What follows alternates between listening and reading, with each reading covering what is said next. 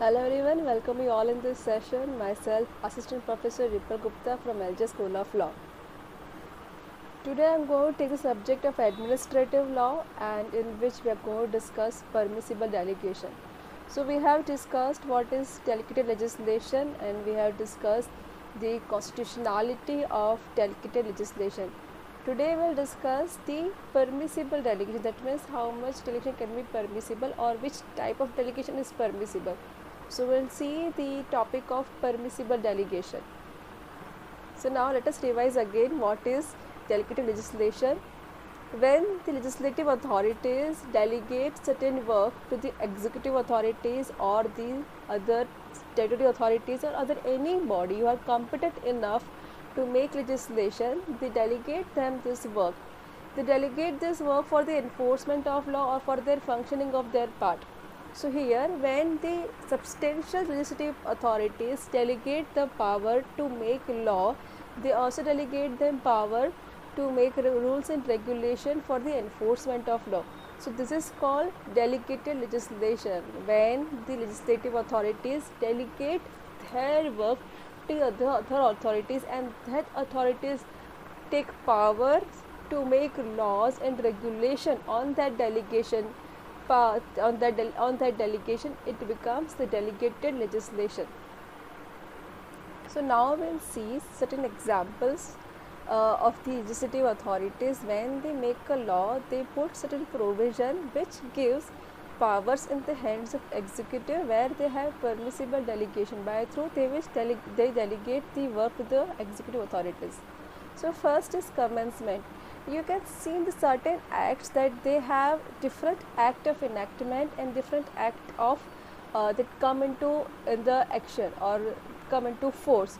So if we take examples of Companies Act 2012, after the repealation after repealing the 1956 Act, Companies Act, the Companies Act 2012 came in the action by time to time. So in that time they put a gun and trigger in the hands of executives. When they are executing the work of company law, they have given some power so that they can make rules and regulation for the enforcement of company law.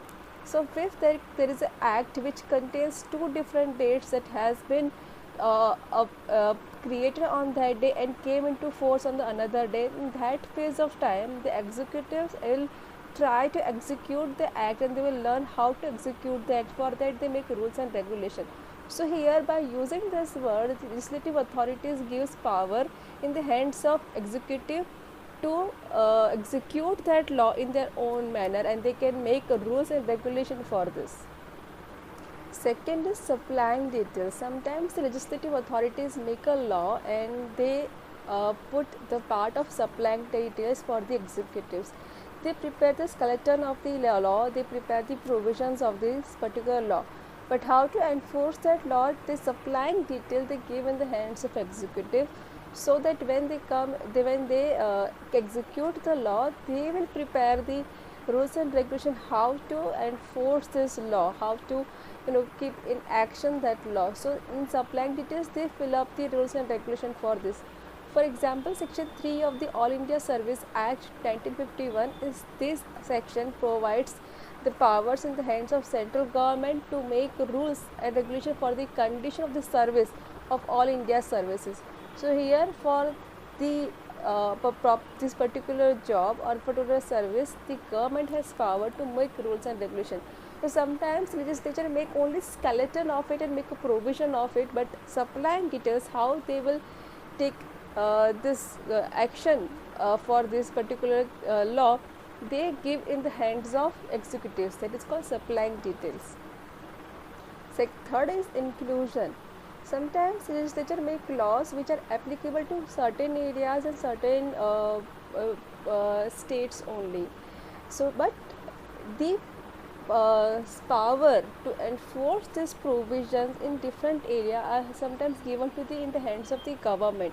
For example, this Transfer of Property Act was made applicable to whole India except certain areas. But here in this particular act, it also empowers government that authorized to supply the provision of the act in that area.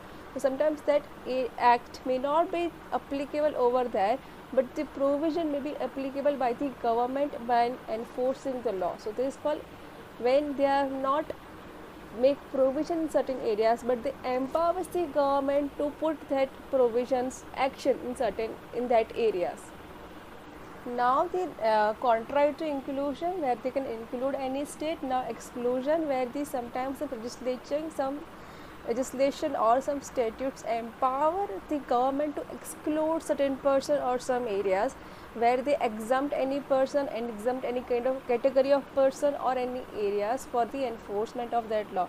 For example, section 36 of Payment of Bonus Act 1965 that empowers government to exempt any establishment or class of establishment for operation of the act. So here government by making law can exempt any organization or any establishment from this particular act.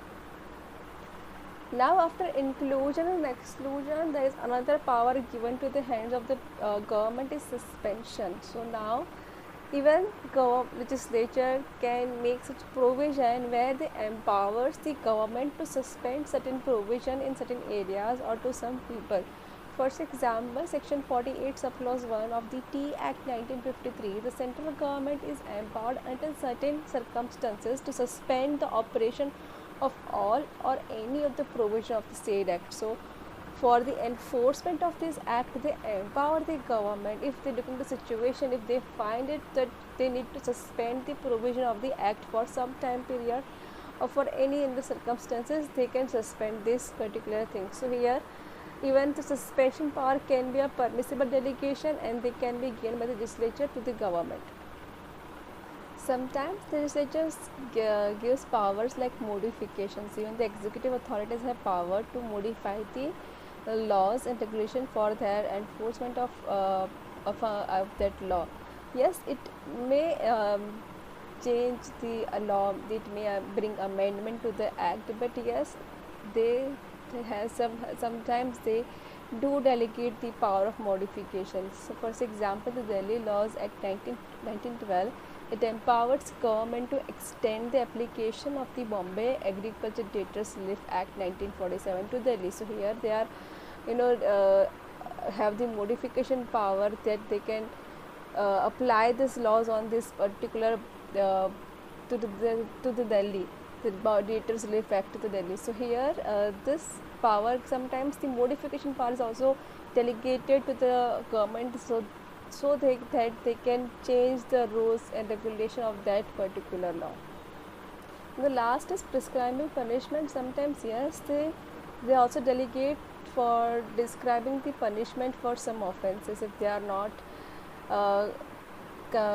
obeying the laws, and then for that they can delegate, they can make a punishment or penalty or impose penalty on the person who are not obeying the laws. Even sometimes legislators delegate the power of prescribing punishment. So for example, the section 37 of Electricity 1910, the electricity board is empowered to prescribe the punishment for breach of provision of the act subject to the punishment laid down. So here the board empowered to change the punishment or to impose the punishment on the person whoever breached the provisions of the act.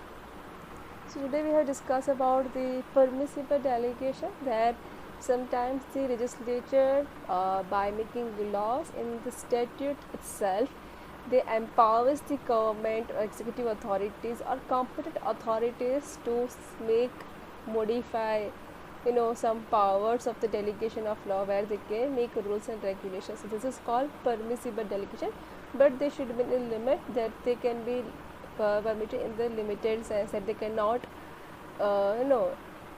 infringe the ultra vires of the power or the constitutionality of the delegation of power. So some delegation are permissible. So these are some examples of permissible delegation.